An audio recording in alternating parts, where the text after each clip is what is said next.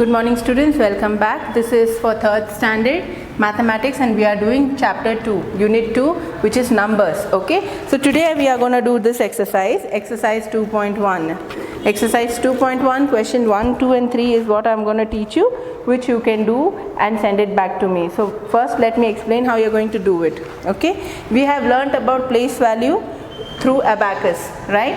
And we also know the place value chart, which is here. So today I am going to show you how you are going to write a number in the place value chart. This is the number given, 186.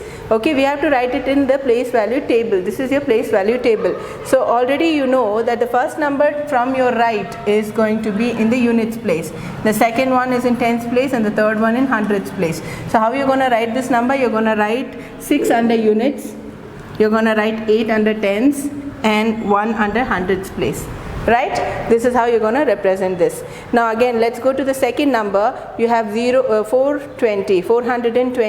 So this is your units place, this is your tens place, this is your hundreds place. So what we are going to do here, under units place you have 0, so we're going to write 0 here.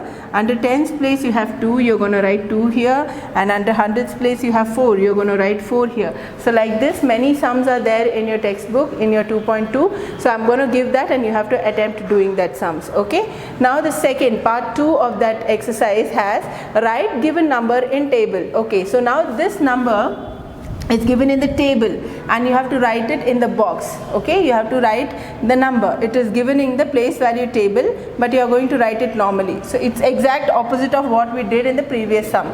So you have in units place 0, in tens place 2, in hundreds place 3. So this number is nothing but 320. Okay, you are going to write it as 320.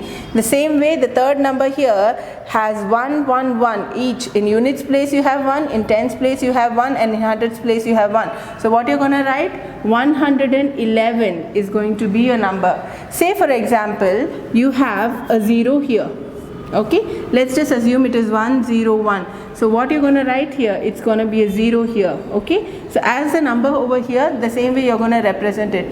Say for example, here you have 1, here you have 1, but here you have 0. Okay, in hundreds place if you have 0, does it have any value? It doesn't have any value. So your number here will be only a 2-digit number, which will be only 11. Okay. Okay, so you have to see that how it is placed in your place value chart and accordingly you have to write. And if there is a 0 in your last place value, that is here it is hundreds, so if in hundreds you have 0, then you don't have to write that 0, you can just omit it and write 11 as your number. But originally we had 111, right? So I'm going to write that 111 as your answer. I just gave you an example to understand that better. Now whatever number is given in the place value chart, you have to write it in words. So what is this number? You have 8 in your units place, 2 in your tens place and 4 in your hundreds place. So it is 428. How are you going to write it? In numbers, number names. FOUR 400, HUNDRED 100, 20 TWENTY 20 and 8 EIGHT. Okay, so this is how you're going to write it, 428. There are many more sums. Okay, many more sums in your book. This is how it is going to look, your 2.2 exercise.